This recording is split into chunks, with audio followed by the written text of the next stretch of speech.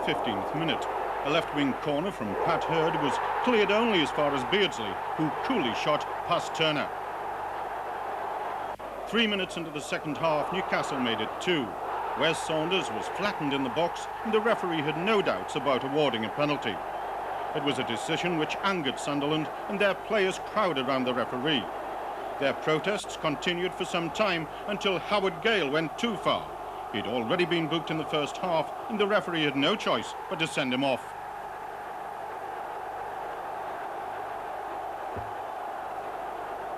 Finally, the penalty was taken. Beardsley striking the ball to Turner's left. It was a fast, furious and sometimes bad-tempered derby, with the referee booking a total of 6 players. In the 59th minute, Beardsley had a chance of his hat-trick. Kenny Wharton was brought down in the box, but this time Beardsley chose Turner's right side, and the Sunderland keeper saved well.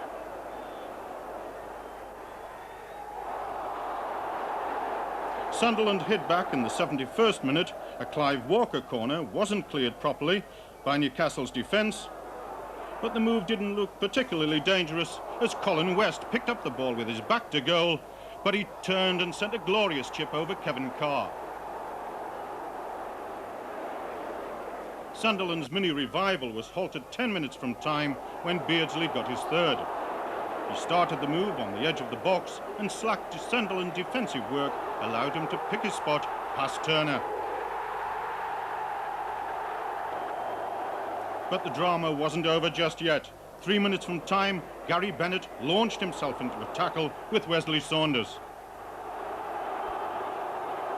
And with Saunders still on the ground, referee David Scott dismissed Bennett, reducing Sunderland to 9 men for the last few minutes. Bennett couldn't grumble about his sending off, and Sunderland... Newcastle were without Chris Waddle, David McCreary and Glenn Roeder, but this makeshift United lineup was determined from the start that these 3 stars would not be missed.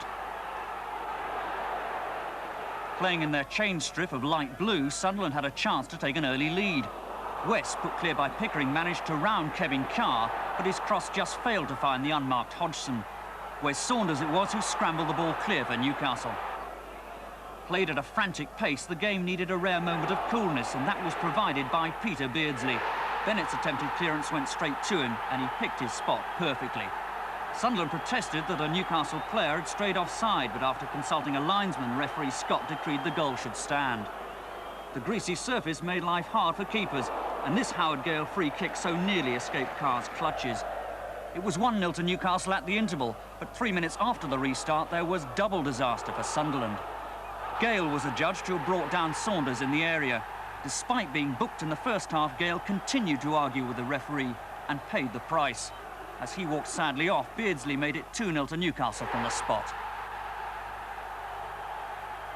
A depleted Sunderland went straight onto the attack, and only a fine save by Carr from Walker stopped them getting back into the game. But they must have known it wasn't to be their derby day when Daniel's innocent-looking challenge on Wharton again had Mr. Scott pointing to the penalty spot. Up stepped Beardsley for his hat-trick, but this time Turner was to deny him with a brilliant save. A goal then would have put Newcastle out of sight, but Sunderland weren't finished. Colin West made it 2-1 with an extraordinary effort. Having robbed teammate Hodgson, he then beat Carr with an exquisite chip.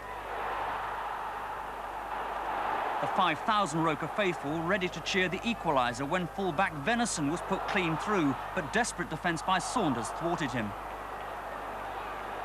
A game that had so far produced passion, thrills and sadly 6 bookings and a sending off still had drama left. Sloppy defensive work from Sunderland was capitalised on by Gary Megson, who gave Beardsley the chance to apply the killer touch with 10 minutes to go.